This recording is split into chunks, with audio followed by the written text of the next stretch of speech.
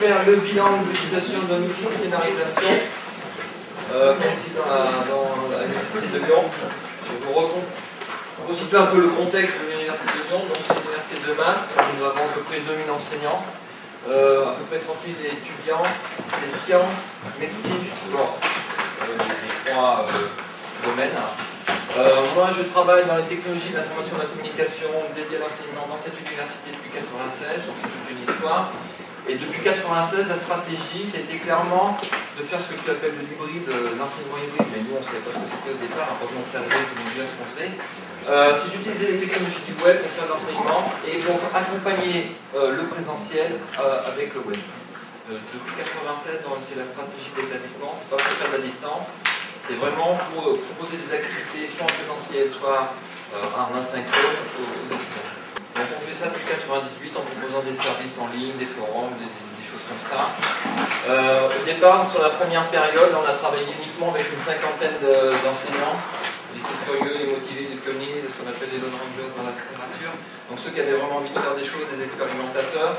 Ensuite, une fois qu'on a eu notre noyau dur, quand on commençait à faire des choses, qu'on a eu des résultats, il y a des gens, pendant la deuxième période, on est passé de 50 à 100, on a doublé pratiquement en 2 ans, jusqu'en 2000, enseignants qui faisaient des choses en ligne. Systématiquement, on avait une culture de communication pour donner les résultats en interne à nos enseignants. Et entre 2000 et 2002, on a encore doublé le nombre d'enseignants qui utilisaient ces technos-là. À chaque fois, je vous montre les sites web, aussi les interfaces des sites web qu'on proposait à nos enseignants et aux étudiants. Donc il y a des fonctionnalités de plus en plus avancées. Et en 2002, on a eu un problème, c'est-à-dire qu'on avait plus de 200 enseignants qui voulaient utiliser ces technos-là. Et on n'avait plus à répondre à la demande. À l'époque, on était 3 dans le service. Donc faire des sites web à façon, à chaque fois qu'un prof rentrait dans le bureau, c'était plus possible. Donc on s'est dit, on va vous mettre à disposition une plateforme. Donc à l'époque, on a regardé un peu ce qui existait, on leur a proposé. Ils nous ont envoyé gentiment nos travaux en disant, c'est pas ça qu'on veut, c'est trop simple. Donc il faut savoir, on avait quand même tout noyau dur, on veut quelque chose de plus évolué, etc., etc. Donc là, en 2002, on a pris la décision de faire nous-mêmes une plateforme. Et on s'est structuré aussi autour d'un service qui s'appelle un service practice, avec des moyens matériels, humains et financiers. Donc ça, c'était une stratégie d'établissement. Et en 2002, on a commencé à travailler sur la production de notre propre plateforme. Donc au jour d'aujourd'hui, on a 3 personnes qui travaillent, qui sont titulaires sur cette plateforme. Ça, c'est les développeurs qui ont travaillé dessus. À gauche, cette partie-là, c'est l'ancien. Ça, c'est le noyau dur des développeurs. Donc, moi, je suis là. Avec les noyaux durs qui sont donc, titulaires et qui travaillent à temps plein. Et là, on a des contractuels qui travaillent sur des contrats d'1 an, 2 ans ou 3 ans. Sur des développements. Par exemple, on a un Australien qui travaille sur le wiki, le blog, l'intégration, des choses comme ça. Donc, ça, c'est une grosse équipe sur la plateforme qui est dédiée depuis début 2003 à temps plein et qui fait on fait que ça. Donc on a travaillé en 2002 sur le cahier des charges avec les enseignants. Donc 6 ans après avoir commencé avec les enseignants, ce qu'on fait sur le web, etc.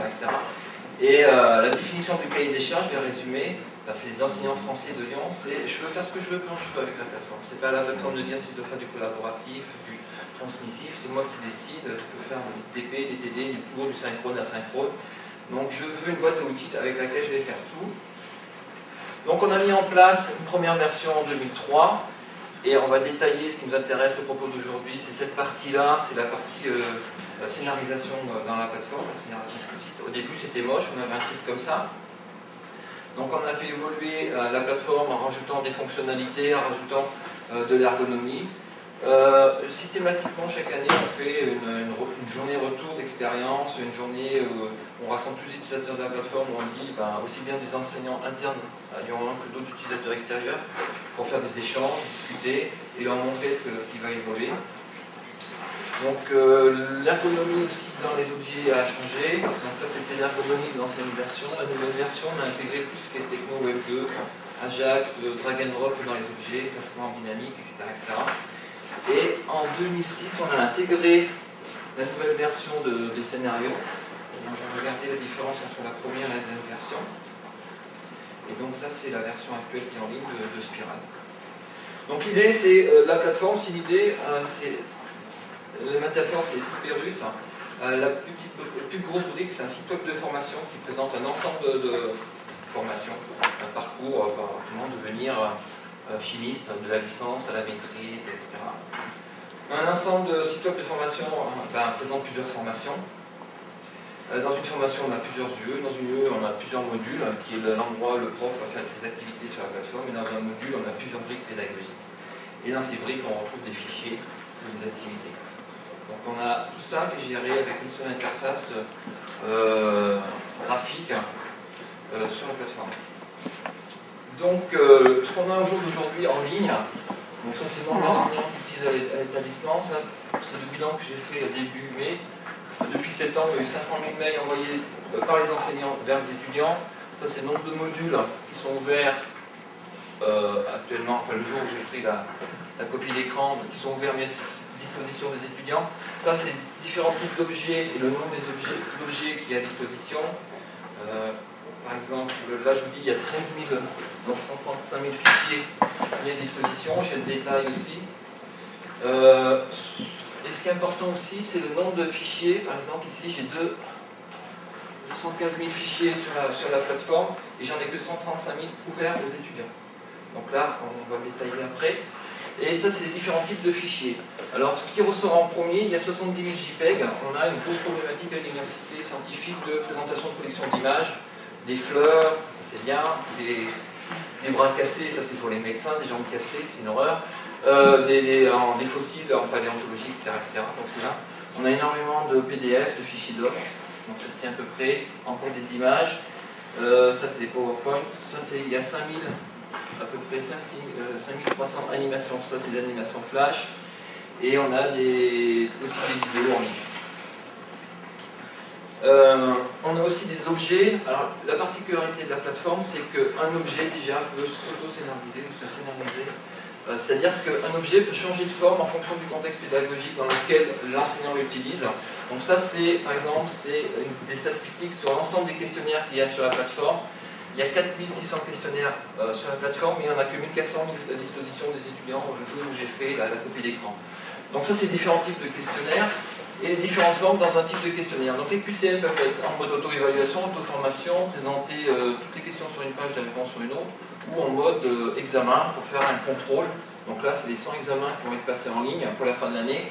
Et là, le jour où j'ai fait la capture d'écran, il n'y avait pas d'examen qui était en train de se faire en présentiel ou à distance.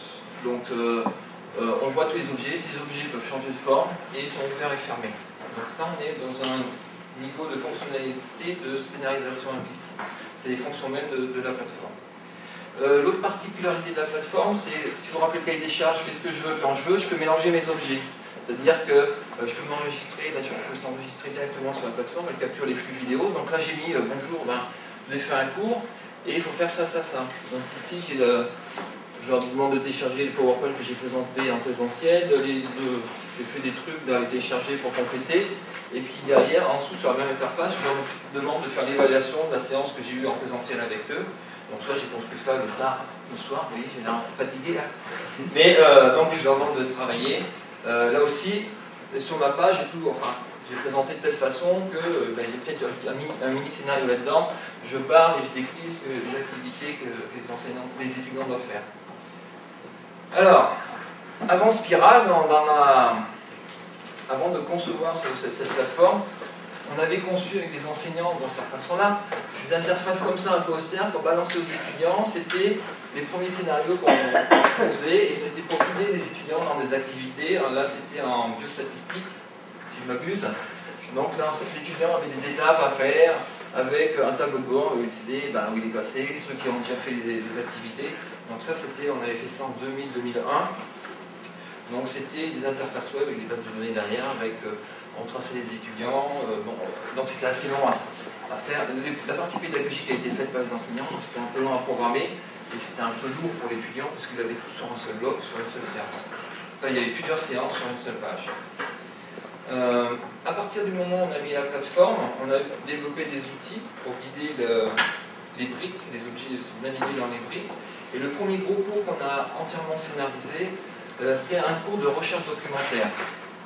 On avait un problème avec ce cours, c'est un cours qu'on fait en début d'année sur les premières années de sciences.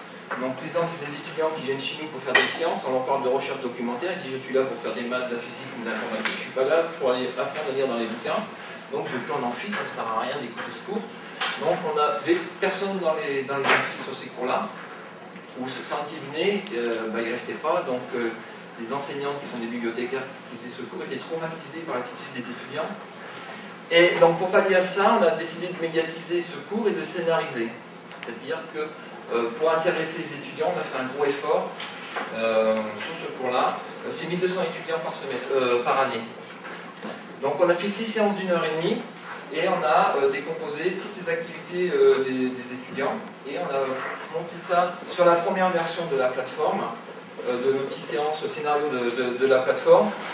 On a construit 6 séances, on enchaînait, alors c'est un questionnaire, c'est une animation flash, c'est une page web, c'est de nouveau un questionnaire, un petit visio-message, donc toutes les activités étaient scénarisées comme ça sur les 6 séances. Donc ça c'est quelque chose qui tournait bien, hein. Ce scénario est toujours en production et fait toujours 1200 étudiants par an. Et l'intérêt c'est que il y a 1200 étudiants au début du semestre et il y en a 1100 à la fin du semestre, donc il y a très peu de pertes d'étudiants et par rapport à ce qu'il y avait avant, c'est incomparable.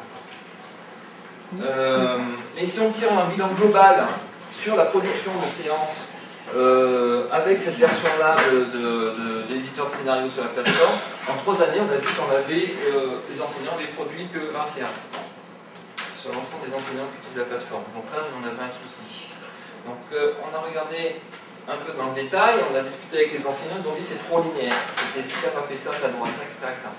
Donc ils ont demandé de réfléchir un petit peu, de faire quelque chose de plus ergonomique, de plus fonctionnel, de plus opérationnel. Donc là, on a travaillé sur un éditeur de séances. Donc là, j'ai plus l'objet de la plateforme et en fonction des objets que j'ai créés sur la plateforme, je peux créer des parcours qui, cette fois-ci, ne sont plus linéaires, mais qui sont arborescents, avec la possibilité de faire des passerelles entre les différents parcours. Donc j'ai juste, c'est pas encore en drag and drop, hein, mais c'est une application web. Je clique sur la première flèche, elle me propose d'aller chercher dans les différents éléments que j'ai créés sur la plateforme et j'enchaîne les objets. Et je peux avoir des objets conditionnels, typiquement des questions oui, non, d'accord, pas d'accord, et qui m'embranchent sur des parcours différents. Donc ça se fait directement en ligne dans l'environnement de la plateforme. Et on retrouve encore une majorité d'enseignants qui font des parcours assez simples. Si tu n'as pas téléchargé, si tu ne réponds pas à mon questionnaire d'évaluation, je ne te donne pas le PowerPoint de la séance précédente par exemple. Tu n'évalues pas mon cours en présentiel, je ne te donne pas le PowerPoint. Une fois que tu m'as donné le PowerPoint ou un cours, et après je te renvoie sur la séance suivante. Donc c'est assez basique comme type de scénario. Donc là on a vu des scénarios un peu évolués où les enseignants l'utilisent surtout en médecine pour faire des études de cas, donc tracer des étudiants. Des scénarios en mélangeant des médias avec des retours sur d'autres parcours, des choses comme ça.